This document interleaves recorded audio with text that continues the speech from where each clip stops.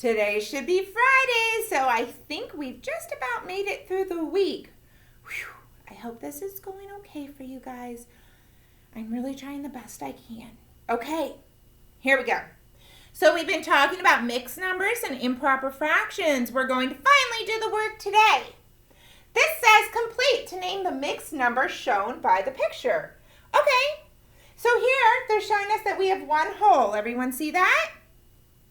Plus, blank thirds. Well, how many thirds do we have? 1, 2. So 1 plus 2 thirds equals 1 2 thirds.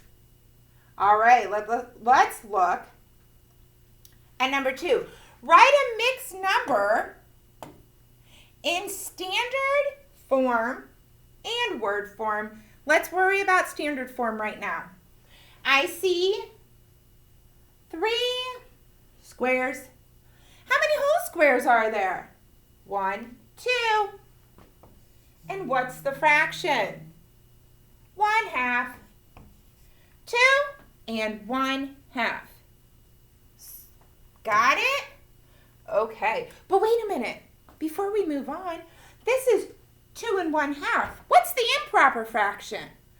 Oh, well, I know that my denominator has to be a 2, right? How many parts do I have? 1, 2, 3, 4, 5. So that means 5/2 is the same as 2 and 1/2. Okay. Ooh. What's my denominator? 1, 2, 3 fourths. Okay, so I'm using fourths as my denominator. How many holes do I have? 1, 2 whole. And how many parts? 1. 2 and 1/4.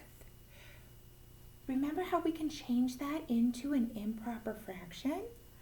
Remember, we go backwards from changing an improper fraction into a mixed number. So look, I can say 4 times 2 is 8. Remember, I go in a circle and then I have to add the leftover. 8 plus 1 is 9. So if I wanted my improper fraction, it's 9/4. Can we count and see that I'm right? 1, 2, 3, 4, 5, 6, 7, 8, 9/4. So we can change that improper fraction into a mixed number or the other way around.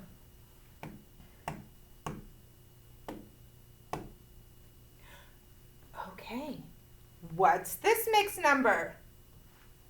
I have one whole circle, and how many parts? 1, 2, 3, 4, 5, 6 parts total, so my denominator is 6, and they have 5 colored in. 1 and 5, 6. Let's change it to an improper fraction. How many pieces do I have? Well, look, 6 times 1 is 6. Add 5 plus 5 is 11. So we can change that into 11. 6. Am I right? Let's count. 1, 2, 3, 4, 5, 6, 7, 8, 9, 10, 11. So the improper fraction is 11/6. Okay. Oh, goody. This is the fun part.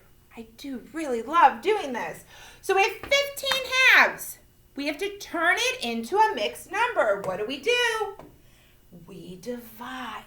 I'm going to try to write it bigger over here for you. 15 halves. So I take my numerator, divide by my denominator. How many times can 2 go into 15 without going over? 7. What's 7 times 2? 14. Subtract. 5 minus 4 is 1. 1 minus 1 is 0. Is 1 less than 2? Totally. 1 becomes my numerator. And 2, right here, it has to stay. My denominator doesn't change. So 15 halves is the same as 7 and 1/2. Ta-da! Let's do another one. Okay, now we're taking a mixed number. 2 3/4. And we're changing it into an improper fraction. Start with your denominator. 4 times 2 is 8. But then we have to add our leftover. What's 8 plus 3? That's right, 11.